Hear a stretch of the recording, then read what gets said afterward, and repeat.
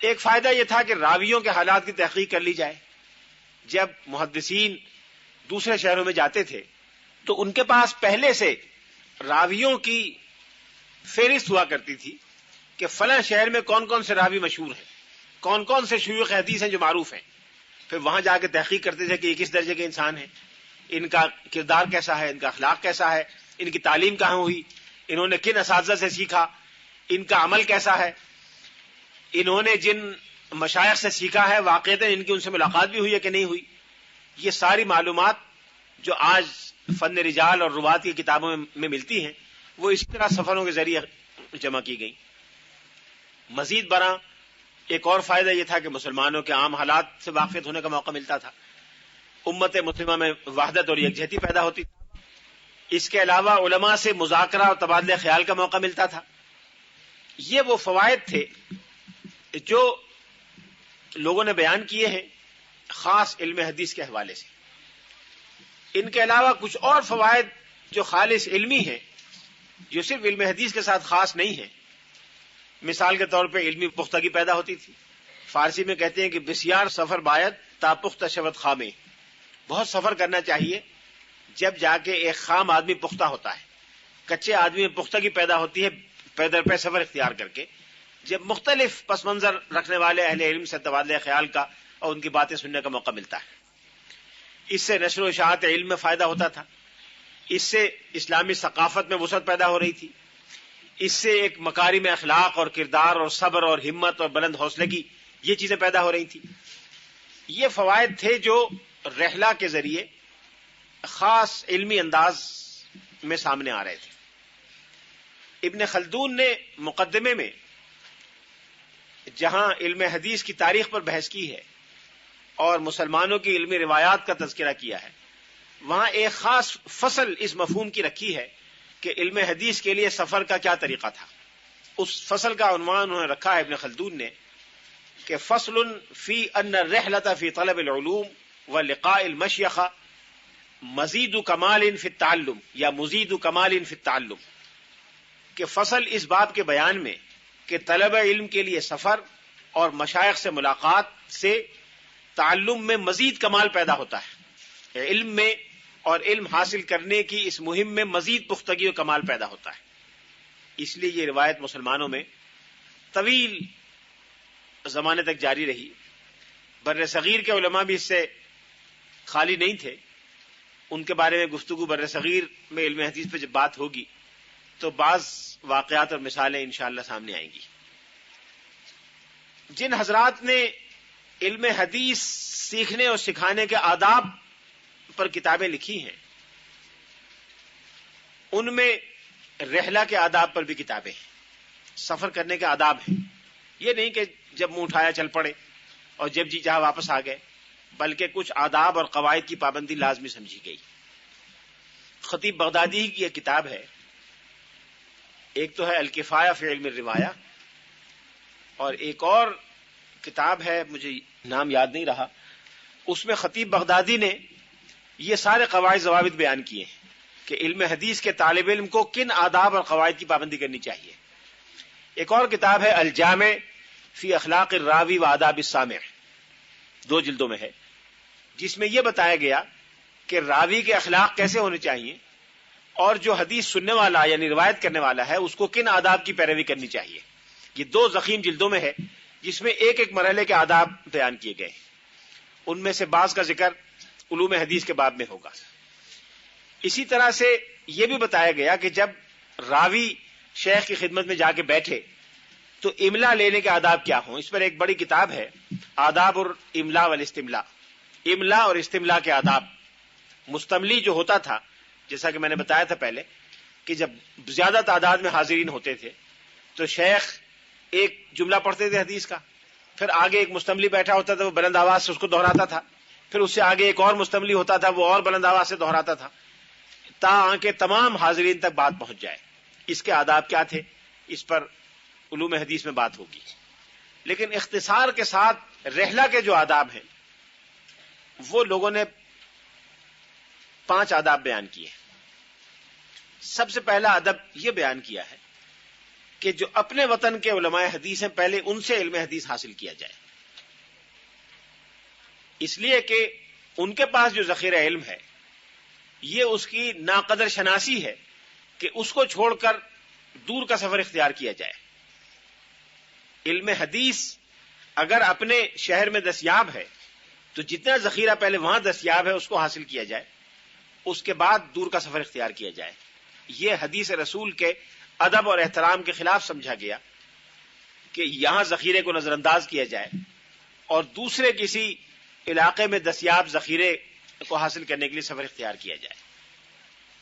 دوسرا ادب یہ تھا کہ جب اپنے علاقے میں حدیث کے ذخائر اور حدیث کے مشائخ سے پورا کا پورا علم حاصل کر لیا جائے اور دوسرے کسی علاقے کا سفر اختیار کیا جائے تو جگہ کے تعین اور انتخاب میں اہتمام سے کام لیا جائے، یہ دیکھا جائے کہ زیادہ بڑا ذخیرہ کہاں دستیاب ہے، مشائخ بڑی تعداد میں کس علاقے میں موجود ہیں، جو حدیث کے تحریری ذخائر ہیں وہ کس علاقے کے مشائخ کے پاس زیادہ ہیں، پہلے اس علاقے کو منتخب کیا جائے، اس کے بعد بالتدریج جس علاقے میں جتنی حدیث کی روایات زیادہ ہوں اس علاقے کا سفر پہلے اختیار کیا جائے۔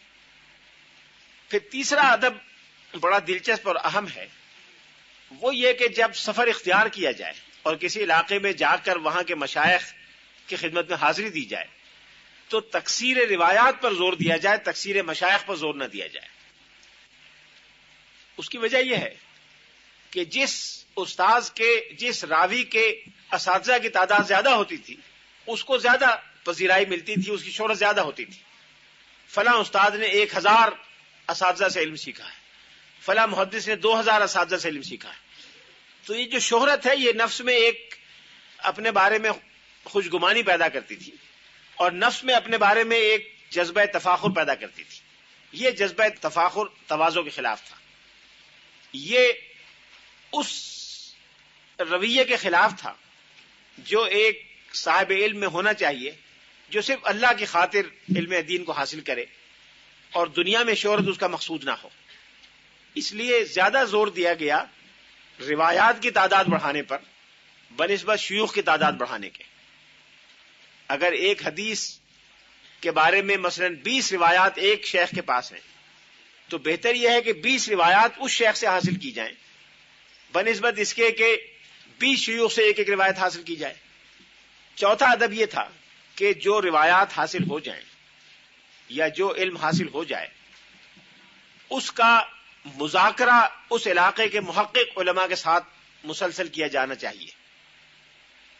جو احادیث آپ نے سیکھی ہیں، جو احادیث کسی اور راوی نے سیکھی ہیں، تو اب دونوں راوی مل کر ایک دوسرے سے اس کا مذاکرہ کریں، وہ آپ کو پڑھ کے سنائیں، آپ انہیں پڑھ کے سنائیں، اس کا جو مطلب انہوں نے سمجھا ہے وہ آپ سے بیان کریں، جو آپ نے سمجھا ہے وہ آپ بیان کریں، راویوں کے بارے میں جو معلومات آپ کو ملی ہیں وہ آپ بیان کریں، جو ان کو ملی ہیں وہ بیان کریں، تاکہ ایک دوسرے کا علم پختہ ہو اور اس میں مزید نکتے اور مزید پہلو سب کے سامنے آئیں اور دونوں کا علم کمال تک پہنچ جائے۔ پانچواں ادب یہ تھا کہ جب سفر اختیار کیا جائے تو جو سفر کے آداب شریعت میں بیان ہوئے ہیں ان آداب کا لحاظ رکھا جائے۔ سفر کے بہت سے آداب ہیں، ان کا یہاں براہ راست موضوع سے تعلق نہیں ہے، لیکن سفر جب اختیار کیا جائے تو اللہ کی رضا مقصود ہو، دنیاوی شہرت مقصود نہ ہو، صرف رسول اللہ صلی اللہ علیہ وسلم کی احادیث کا تحفظ اور بقا مقصود ہو، کوئی مادی منفعت مقصود نہ ہو، جس پیسے سے سفر اختیار کیا جائے وہ جائز پیسہ ہو، اس میں کوئی شک و شبے کی بات نہ ہو، جو ہمراہی اختیار کیے جائیں وہ ہمراہی متقی اور پرہیزگار لوگ ہوں، اگر ایک سے زائد آدمی سفر کر رہے ہوں تو ایک کو اپنا امیر مقرر کر لیں، اس کی عمارت میں سفر کریں، جہاں جا کر ٹھہریں وہ جگہ صاف ستھری ہو، وہاں حلال و حرام کا خیال رکھیں۔ یہ وہ سفر کے آداب ہیں جو ہر سفر پر منطبق ہوتے ہیں۔ اس لیے بہتر یہ ہے کہ سفر کے تمام آداب جو شریعت میں ادروائز بیان ہوئے ہیں ان کا لحاظ رکھا جائے۔ یہ وہ آداب تھے جن کا تمام راویان حدیث اور محدثین کرام لحاظ رکھتے تھے۔ انہوں نے دور دور کے سفر اختیار کیے۔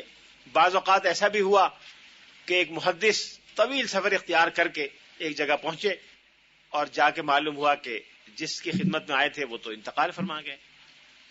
اس میں ایک بڑی مثال ایک صحابی ہیں، ان کا پورا نام تو میں بھول گیا، عبد الرحمن ہے یا کیا ہے مجھے یاد نہیں رہا، لیکن ان کا لقب ہے سنابحی، یعنی وہ صحابی تو نہیں ہے، صحابہ کے تذکرے میں ان کا نام تشرفاً لوگ لکھ دیتے ہیں، تابعی ہیں۔ وہ بہت دور سے یمن سے سفر کر کے رسول اللہ صلی اللہ علیہ وسلم کی خدمت میں حاضر ہوئے، اور بڑے اشتیاق اور درد مندی کے ساتھ، تیزی کے ساتھ یمن سے آ رہے تھے، نیا نیا اسلام قبول کیا تھا کہ رسول اللہ صلی اللہ علیہ وسلم کی خدمت میں حاضر ہوں گے۔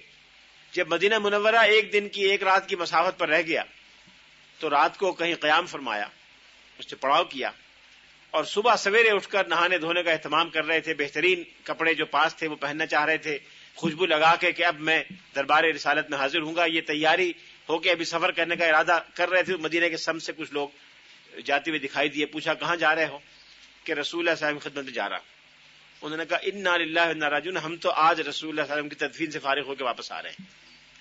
اب ان پر جو گزری ہوگی اس کا اندازہ کیا جا سکتا ہے۔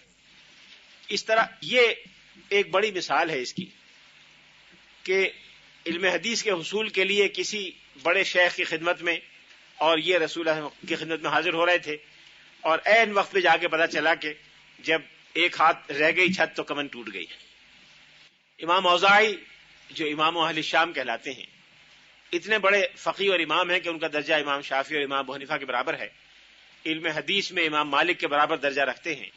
یہ بیروت میں رہتے تھے، بیروت میں ان کا مزار آج بھی ہے، اور جس علاقے میں ان کا مزار ہے وہ محلہ امام اوزاعی کہلاتا ہے۔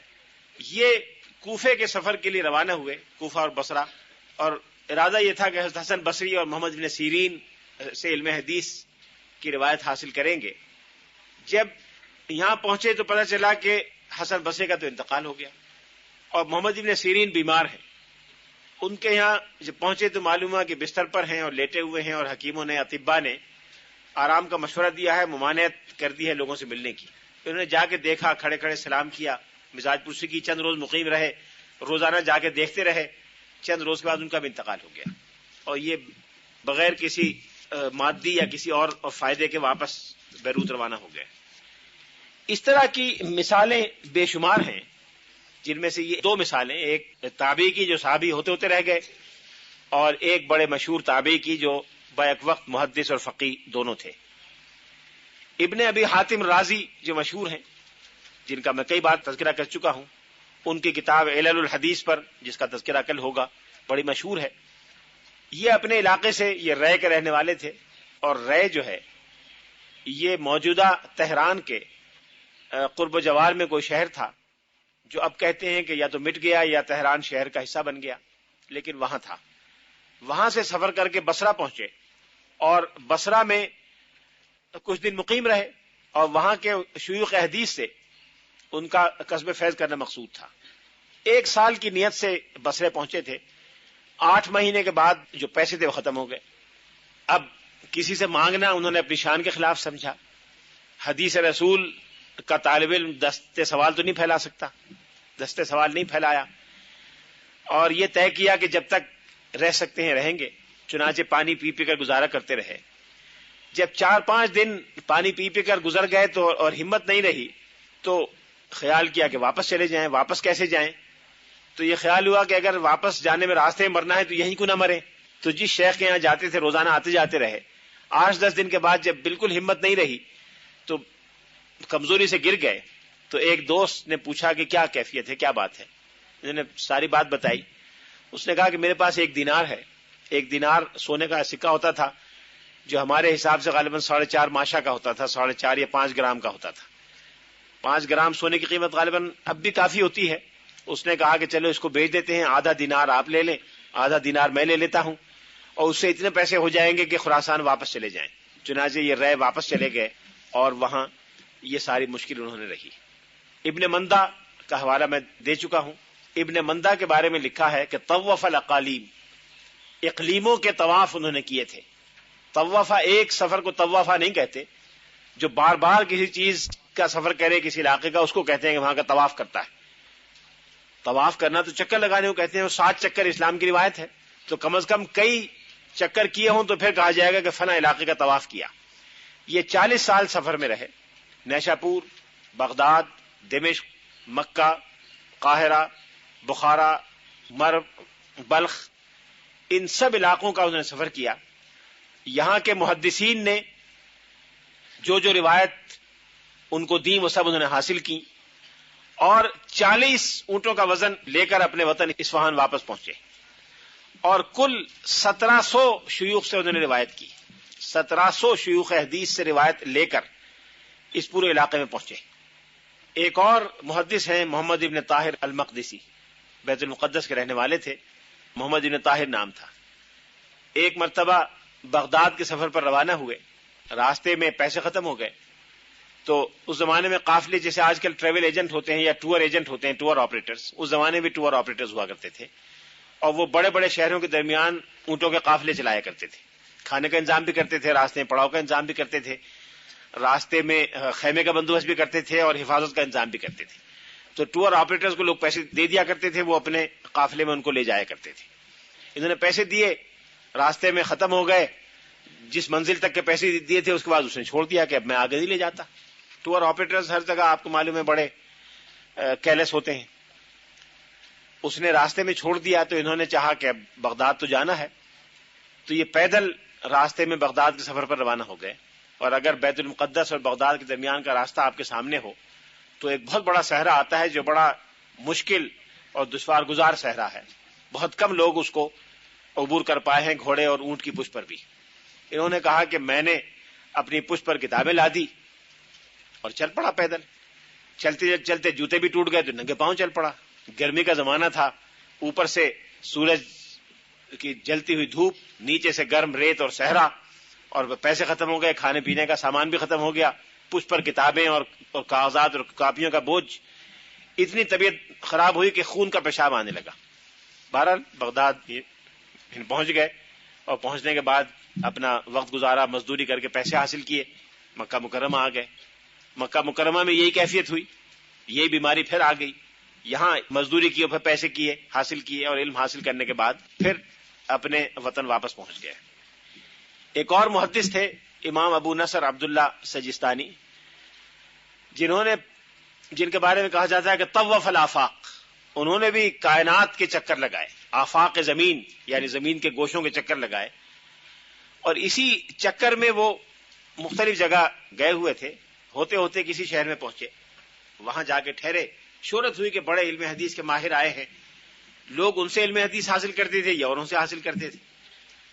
رات کو خاموشی سے مزدوری کیا کرتے تھے اور دن میں کسب علم کرتے تھے. کوئی خاتون بیچاری بہت نیک نیت تھی، اچھے جذبے والی تھی، اس نے دیکھا کہ یہ بڑے عالم ہیں، محدث ہیں، جذبے والے ہیں، رات کو مزدوری کرتے ہیں اور صبح فیض پہنچاتے بھی ہیں اور دوسرے فیض حاصل کرتے بھی ہیں. وہ ایک مرتبہ ان کے گھر آئی، ان کے ایک شاگرد موجود تھے. کھٹکا کیا، شاگرد نے دروازہ کھول کے دیکھا، کہا کہ جی یہ خاتون آئی ہے. نے پوچھا بی بی کیا کام ہے؟ اس نے ایک تھیلی دی کہ یہ میں آپ کے لیے لے کے آئی ہوں. اس میں 1000 دینار تھے. اس نے کہا کہ میں 1000 دینار آپ کے لیے لائی ہوں، میں اپنی پیشکش کرتی ہوں آپ مجھ سے شادی کر لیں.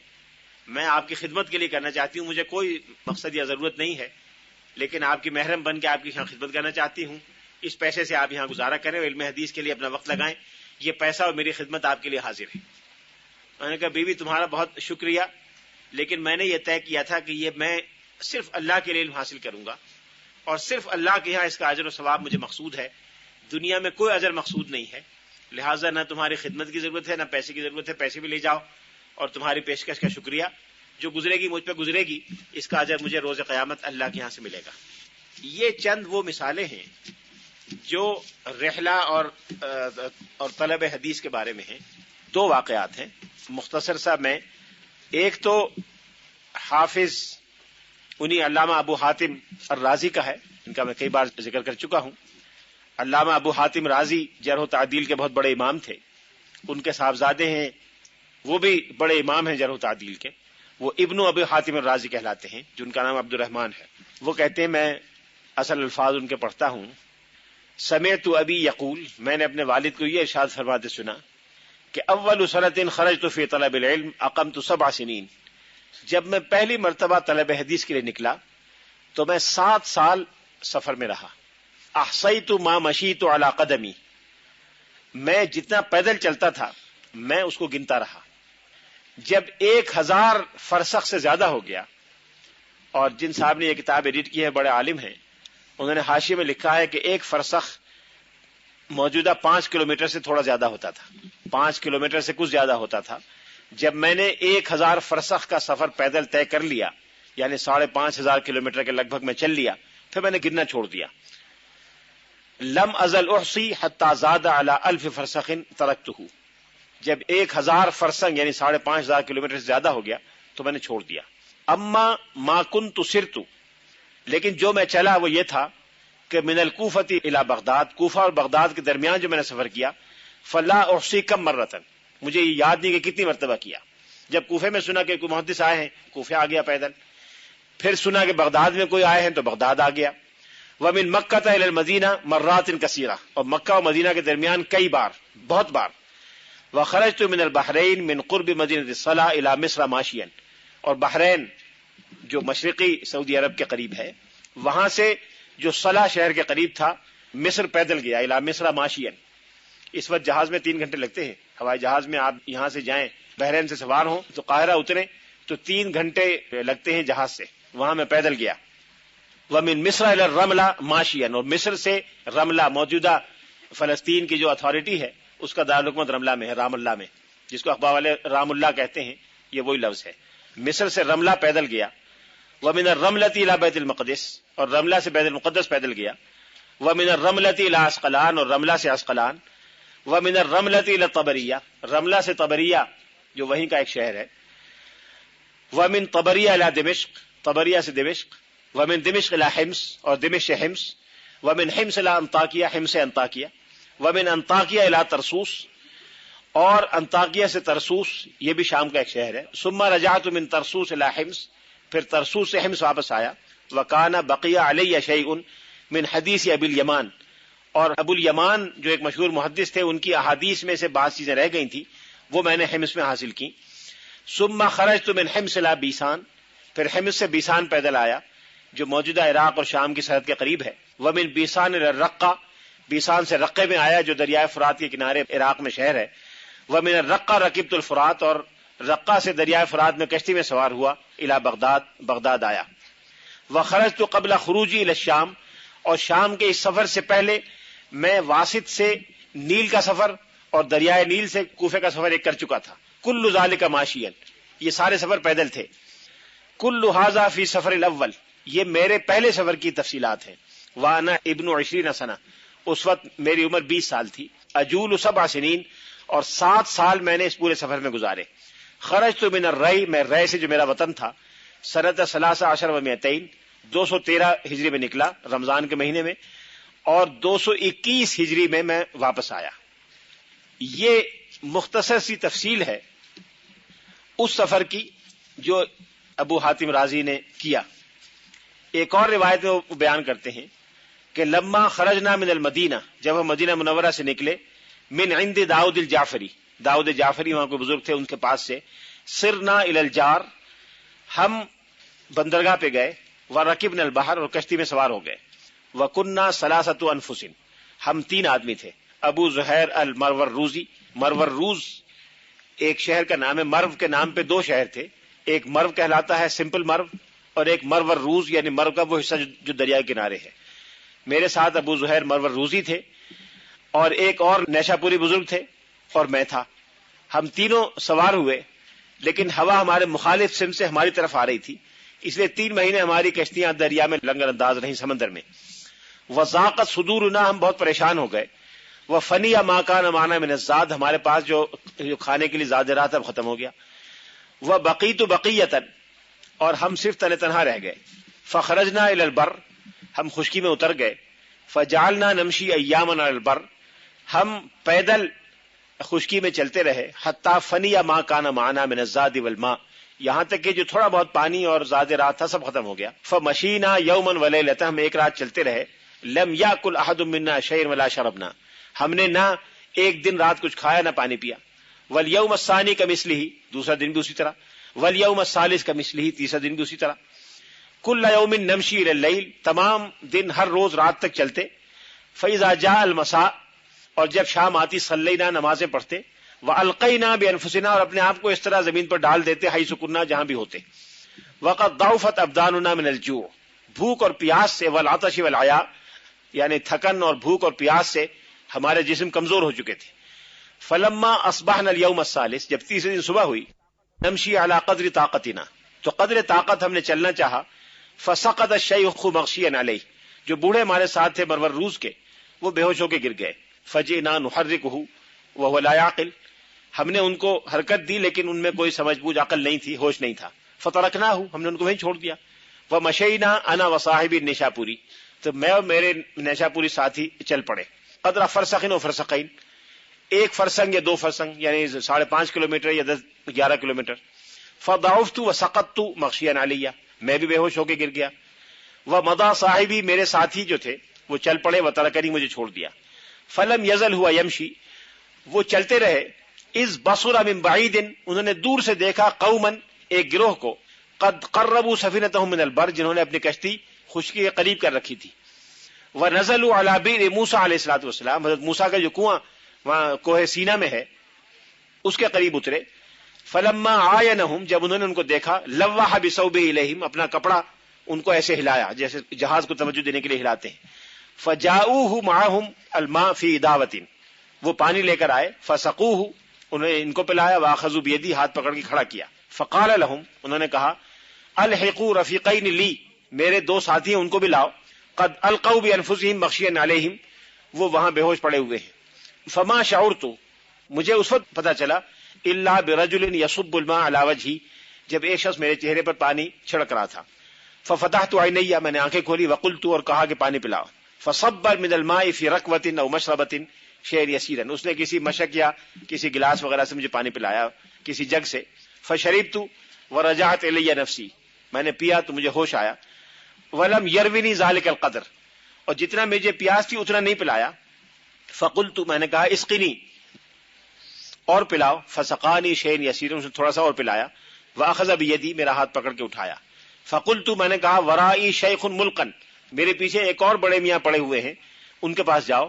قال ذهب الى ذاك جماعۃ، ایک گروہ ان کے پاس گیا. فاخذ بیدی، اس نے میرا ہاتھ بھی پکڑا. وانا امشی اجر رجلی، میں پاؤں کھینچتا ہوا گھسٹتا ہوا ان کے ساتھ چلا. ویسقینی شیئا بعد شیئا، تھوڑا تھوڑا مجھے پانی پلاتے رہے تھوڑی تھوڑی دیر میں.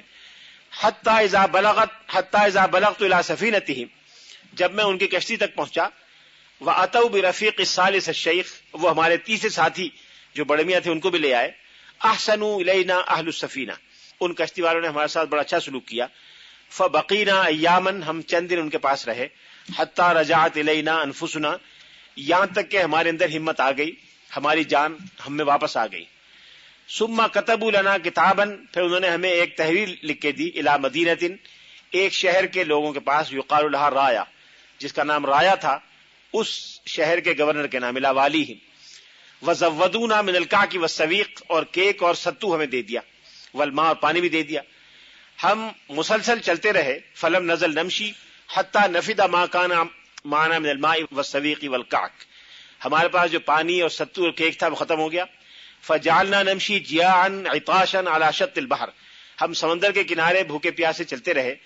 حتی وقعنا الى سلحفات قد رمی به البحر، حتیٰ کہ ہمیں ایک بڑا کچھوا ملا جس کو سمندر نے ساحل پر پھینک دیا تھا. مثل ترس، جو اتنا بڑا تھا جتنی بڑی ڈھال ہوتی ہے. فعمدنا الى حجر کبیر، ہم نے ایک بڑا پتھر لیا. فضربنا على ظهر السلحفات، اس کی پیٹھ کی پشت پر مارا، اس کی پشت ٹوٹ گئی. فاذا فيها مثل صفرة البيض، اس میں ایسے بہت سے انڈے تھے جیسے انڈے کی زردی ہوتی ہے.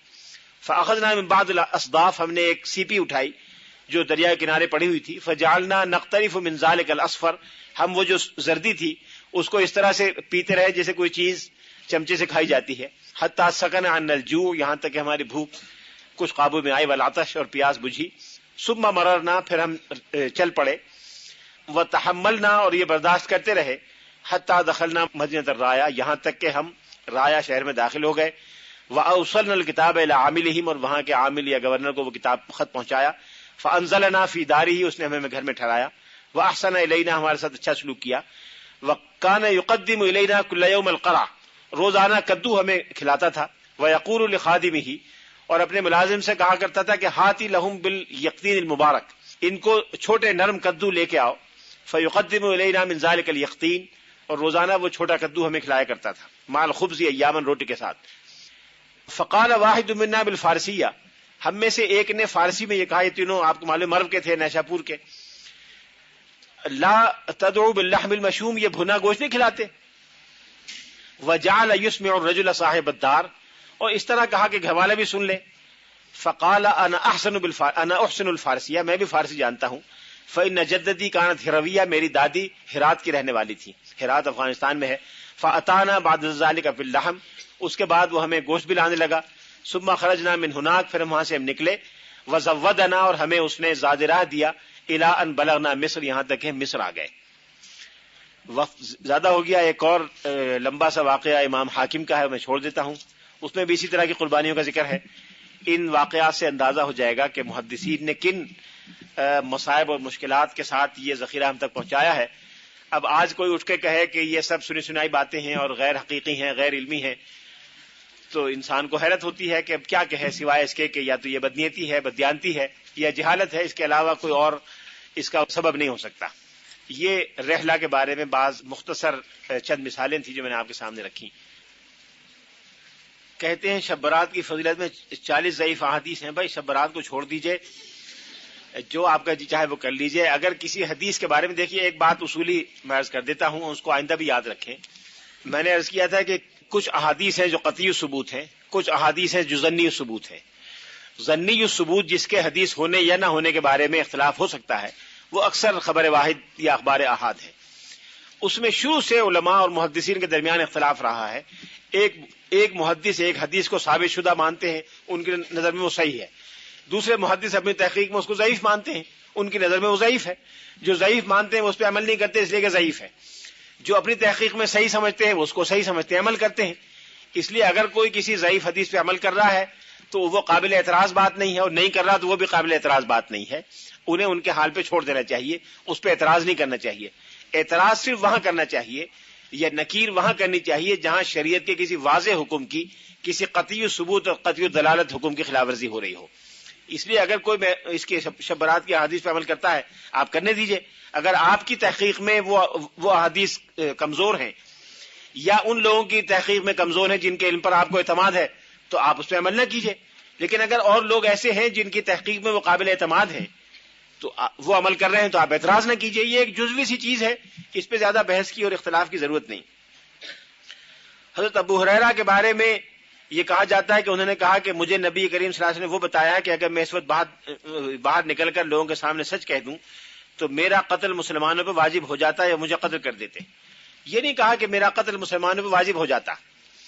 وہ یہ کہتے ہیں کہ بہت سی چیزیں میرے علم میں ایسی ہیں کہ اگر میں اس کو کھلم کھلا بیان کروں تو شاید لوگ مجھے قتل کر دیں. وہ یہ عرض کرنا چاہتے ہیں کہ جب علم حدیث یا علم دین بیان کیا جائے تو تدریج اور ترتیب کے ساتھ بیان کیا جائے. اس طرح بیان نہ کیا جائے کہ لوگ سننے والے اس کا انکار کر دیں پہلے مرحلے میں. آپ پہلے علم اسلام کے عقائد، پھر اسلام کے اخلاق، پھر تربیت اور تعلیم سے متعلق چیزیں، پھر احکام بتائیں. یہ وہی چیز ہے جو حضرت عائشہ صدیقہ نے فرمائی کہ رسول اللہ صلی اللہ علیہ وسلم اگر پہلے دن یہ کہتے کہ شراب نوشی چھوڑ دو تو شاید عرب میں بہت تھوڑے لوگ آپ کی بات مانتے. آپ نے تدریج کے ساتھ پہلے ان کو مکارم اخلاق سکھائے، پھر نماز سکھائی، پھر ایک ایک کر کے باقی چیزیں سکھائی. اخیر میں کہا کہ شراب نوشی اور فلاں فلاں قسم کے گناہ چھوڑ دو. انہوں نے چھوڑ دیا اس لیے کہ تربیت ہو چکی تھی. یہی بات حضرت ابو ہریرہ نے کہی ہے کہ میں ایسا علم رکھتا ہوں کہ اگر میں بیان کروں تو شاید لوگ مجھے قتل کر دیں، اس لیے کہ ابھی ان کی وہ تربیت نہیں ہوئی، وہ ان کو سننے کے لیے تیار نہ ہو. اس کے علاوہ اور اس کا کوئی مطلب نہیں ہے. اس سے جو منکرین حدیث نکالنا چاہتے ہیں وہ درست نہیں ہے. کل آپ نے ڈاکٹر رحمۃ اللہ کی کتاب خطبات بہاولپور کا ذکر کیا، اس کا کچھ حصہ میں پڑھ چکی ہوں. اس میں انہوں نے اپنے لیکچرز کو جو 12 تھے 12 چشموں سے تشبیہ دی ہے جس کا ذکر قرآن پاک میں ہے. میں بھی ان خطبات کو ڈائریکٹ ڈاکٹر رحمۃ اللہ سے سننے کی خواہش رکھتی تھی، کاش میں بھی وہاں سنتی. بہت دل چاہ رہا تھا. اللہ تعالیٰ نے آپ کے ان 12 خطبوں سے مستفید ہونے کا موقع دیا. اللہ سے دعا کریں کہ اللہ تعالیٰ ان کو بھی ویسے ہی اخلاص عطا فرما دے جو ڈاکٹر رحمۃ اللہ کو عطا فرمایا تھا. ان خطبات کا وہ علمی درجہ نہیں ہے جو ڈاکٹر رحمۃ اللہ صاحب کے خطبات کا تھا. ان خطبات کے دینے والے کا وہ نہ علمی مقام ہے، نہ اخلاقی، نہ روحانی. میں تسلیم کرتا ہوں، جو اعتراف کرتا ہوں وہ نہیں ہے بالکل. 1 اور 1000 کی نسبت بھی نہیں ہے، لیکن وہ بھی 12 تھے، یہ بھی 12 ہیں. اللہ تعالیٰ اس کو قبول فرمائے، برکت عطا فرمائے۔ تابعین روایت کے حصول کے لیے نہیں، تابعین صحابہ کی نمازوں کا اہتمام ہے، نعوذ باللہ، یہ میں نے نہیں کہا۔ تابعین میں سے کس کی ہمت ہوگی کہ صحابہ کرام کی نمازوں کا تیقن کرے؟ یہ بعد کے راوی، تابعین تبع تابعین کے بعد کے راوی جب جایا کرتے تھے تو وہ نمازوں کا اہتمام پہلے دیکھا کرتے تھے کہ نماز کا اہتمام کتنا کرتے ہیں۔ صحابہ کا نہیں ہے، وہ تو سارے کے سارے عادل ہیں۔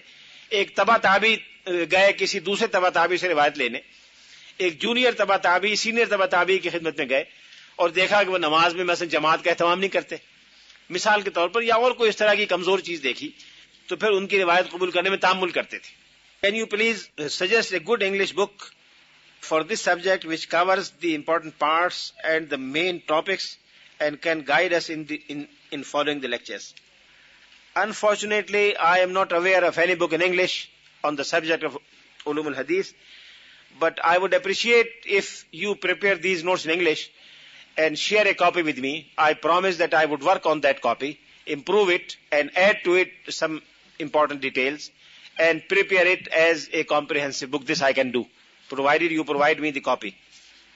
حضرت ابو ہریرہ کے بارے میں اعتراض ہے کہ حضرت عمر کے دور میں کسی وجہ سے ان کو جیل میں بند کیا گیا تھا، یا یہ بات میرے علم میں نہیں ہے، میں نہیں جانتا کہ حضرت عمر کے دور میں حضرت ابو ہریرہ کو جیل میں بند کیا گیا یا گورنری سے معطل کر دیا گیا، میرے علم میں نہیں، میں نہیں جانتا۔ گورنری سے معطل تو حضرت عمر کے زمانے میں لوگ ہوتے رہتے تھے، ایک صاحب آج مقرر ہیں، کل دوسری جگہ ہوئے۔ حضرت مغیرہ ابن شعبہ بصرہ کے گورنر تھے، بعد میں وہاں سے ہٹا دیا گیا۔ حضرت عبداللہ ابن عمرو بن العاص کے والد عمرو بن العاص مصر کے گورنر تھے، بعد میں ان کو ہٹایا۔ حضرت خالد کمانڈر ان چیف تھے، ان کو ہٹایا۔ تو یہ تو انتظامی چیزیں ہوتی رہتی ہیں، اس کا تعلق حدیث کی روایت سے نہیں ہے۔ مجھے نہیں معلوم کہ حضرت ابو ہریرہ گورنر تھے کہ نہیں تھے، میں نے نہیں پڑھا، میرے علم میں نہیں۔ What is the source of 6 kalimas which have become common in our society? I don't know what is the source of these 6 kalimas, but these 6 kalimas have been mentioned in various ahadith in different contexts.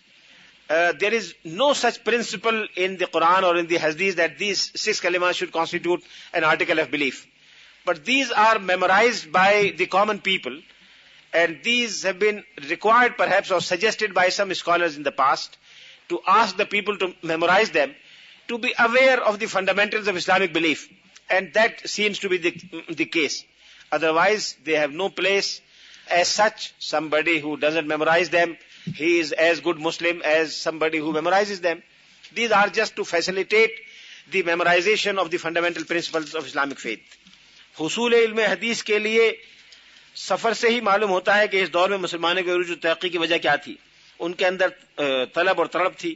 بدقسمتی سے آج یہ طلب اور طلب برائے نام رہ گئی ہے، اس لیے عروج بھی ختم ہو گیا۔ ہاں واقعی صحیح ہے، مسلمانوں میں علمی ذوق ختم ہو گیا ہے، اس لیے مسلمانوں کا عروج زوال سے بدل گیا۔ سب سے پہلے علوم دین میں، پھر بقیہ ضروری علوم میں۔ اس وقت تک مسلمانوں کا زوال دوبارہ نہیں آ سکتا۔ ہمارے علاقے میں بڑے زمیندار اپنی بیکار اور اجاڑ زمین چھوٹے کسانوں کو 2 یا 5 سال کے لیے ٹھیکے پر دیتے ہیں اور اس پر سالانہ ایک مخصوص رقم وصول کرتے ہیں۔ مثلا 100 کنال پر سالانہ 50,000 عام ریٹ ہے۔ مدت اور رقم کا تعین زمین کی حالت میں مختلف ہو سکتا ہے، جبکہ زمین پر محنت و بیج کسان کا ہوتا ہے۔ اس مدت کے دوران زمیندار اگر یہ سمجھتا ہے کہ اس کی زمین اس کی توقع سے زیادہ نفع مند ہے تو مقررہ مدت کے ختم ہونے پر وہ اپنی زمین کسان سے واپس لے سکتا ہے، یا اسی کسان کو پہلے سے زیادہ رقم پر مزید مدت کے لیے دے دیتا ہے۔ مقررہ مدت کے دوران وہ کسان سے اپنی زمین واپس نہیں لیتا، جبکہ یہ سارا معاملہ دونوں فریقوں کی باہمی رضامندی سے ہوتا ہے۔ سوال یہ ہے کہ کیا یہ سود ہی کی کوئی قسم ہے یا شرعی طور پر جائز ہے؟ یہ جائز ہے، سود کی قسم نہیں ہے۔ سوال آج کل بینکوں سے لیز پر جو گاڑیاں لی جاتی ہیں، کیا یہ درست ہیں؟ لیز میں بہت سی چیزیں ہیں جو دیکھنے کی ہیں۔